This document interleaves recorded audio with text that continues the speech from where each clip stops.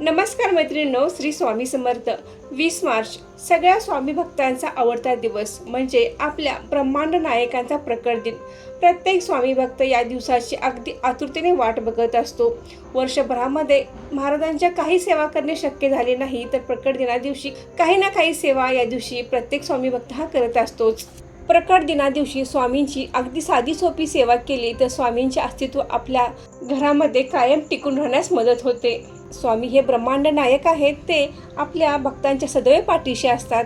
त्यामुळे या प्रकट दिनाला श्री स्वामी समर्थ महाराजांची सेवा कशी करावी, प्रकट दिन कसा साजरा करावा, त्याचबरोबर ज्यांनी 21 दिवसांचे, 11 दिवसांचे, 7 दिवसांचे श्री स्वामी चरित्र सारामृताचे पारायण केले आहे, त्याची सांगता कशी करावी, म्हणजे या पारायणाचे उद्यापन कसे करावे, अशी संपूर्ण माहिती आपण आजच्या व्हिडिओमध्ये घेणार आहोत. तर व्हिडिओ स्किप न करता शेवटपर्यंत नक्की बघा. नमस्कार मैत्रिणींनो, मी सारिका भक्ती विश्वमध्ये तुमचे मनापासून स्वागत करते. उधळा गुलाल वाजवारे नगारे, त्रैलोक्याचे स्वामी आज धर्तीवर आले. अनुसुयेचा तूच दत्त, सुमतीचा तूच श्रीपाद, आंबा भवानीचा तूच नरहरी, आम्हा कैवारांचा तूच स्वामी. अशक्य ही सारे करतो शक्य एका क्षणात, भिऊ नकोस मी पाठीशी आहे, असे सदा सांगे आम्हास श्री स्वामी समर्थ. श्री स्वामी समर्थ महाराजांचा प्रकट दिन हा चैत्र शुद्ध द्वितीयेला साजरा केला जातो.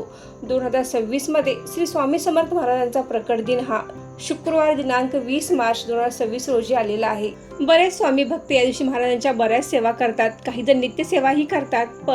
पण जे नव्याने स्वामी सेवेत आले आहेत त्यांना श्री स्वामी समर्थ महाराजांची सेवा कशी करावी, पारायणाची सांगता कशी करावी, नैवेद्य कोणता करावा, अशा अनेक शंका असतात. तर आपण प्रकट दिना दिवशी म्हणजे 20 मार्चला सकाळी लवकर उठायचं आहे. शक्यतो ब्रह्ममुहूर्तावर उठला तर तुमच्या सर्व सेवा अगदी व्यवस्थितपणे पूर्ण होतील.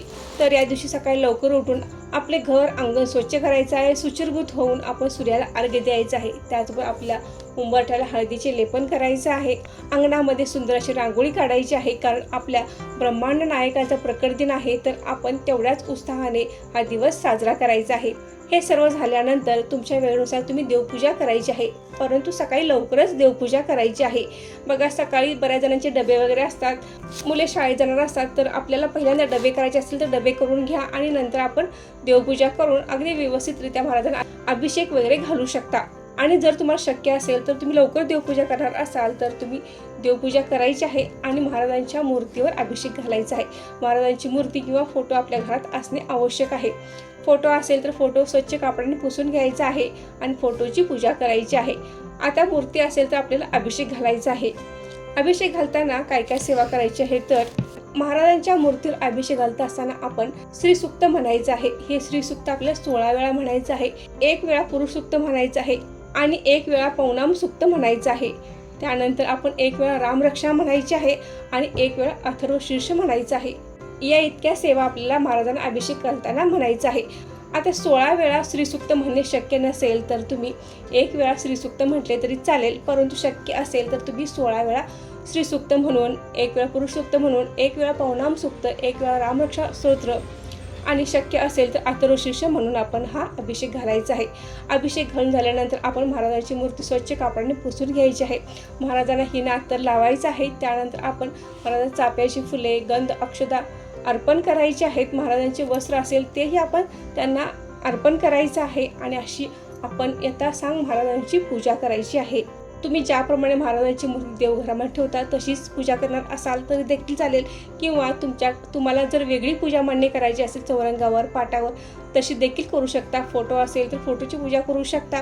मूर्ती असेल तर मूर्तीवर अभिषेक घालून आपण चौरंगावर त्याची स्वतंत्र मांडणी करू शकता.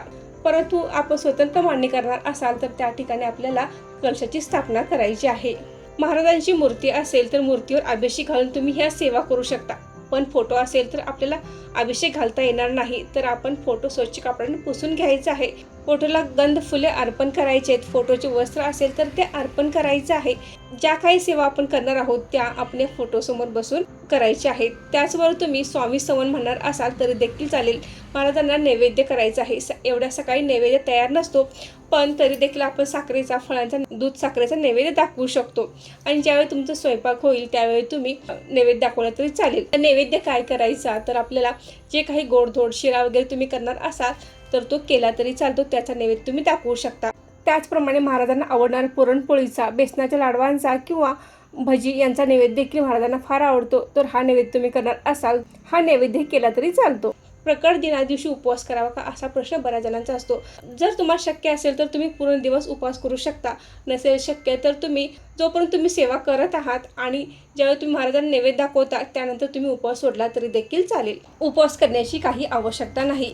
ज्यांचे 21 दिवसांचे, 11 दिवसांचे, 7 दिवसांचे पारायण आहे तर त्या दिवशी काही विशेष करण्याची आवश्यकता नाही. तर आपले जेवढे अध्याय राहिले आहेत ते वाचून पूर्ण करायचे आहेत आणि आपण नैवेद्य दाखवायचा आहे. त्यानंतर आपण या दिवशी दानधर्म देखील करायचा आहे. पिवळ्या पदार्थांचे किंवा पिवळ्या वस्त्रांचे आपण या दिवशी दान करायचं आहे. हे दान तुम्ही मंदिरात करू शकता किंवा एखाद्या गरीब गरजू व्यक्तींना देखील तुम्ही दान करू शकता.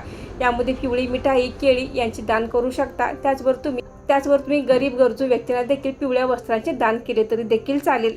उद्यापनासाठी काही वेगळा नैवेद्य करण्याची आवश्यकता नाही. आपल्याला शक्य आहे तो सात्विक गोडाधोडाचा नैवेद्य आपण महाराजांना दाखवायचा आहे. नैवेद्य दाखवल्यानंतर आपण आरती करायची आहे. तुम्ही कोणतीही महाराजांची आरती केली तर चालेल. शक्य असेल तितकं आपल्याला श्री स्वामी समर्थ या षडाक्षरी मंत्राचा नामजप करायचा आहे. तुम्ही 1 माळ करा, 11 माळी करा किंवा तुम्हाला शक्य आहे तेवढा माळी तुम्ही या मंत्राचा जप करू शकता. ज्यांना पारायण करणे शक्य झाले नाही ते या दिवशी 1 दिवसीय श्री स्वामी चरित्र सारामृताचे पारायण करू शकतात. अशा पद्धतीने आपण श्री स्वामी समर्थ महाराजांचा प्रकट दिन साजरा करायचा आहे. श्री स्वामी समर्थ महाराजांच्या कृपेने तुमच्या मनातील सर्व इच्छा पूर्ण होत हीच महाराजांची चरणी प्रार्थना. मैत्रिणींनो, आजचा व्हिडिओ इथेच थांबवते. अशी माहिती कशी वाटली कमेंट करून नक्की सांगा. व्हिडिओ आवडल्यास व्हिडिओ लाईक करा, शेअर करा आणि सारिका भक्ती विश्व या यूट्यूब चॅनलला सबस्क्राईब करा. धन्यवाद.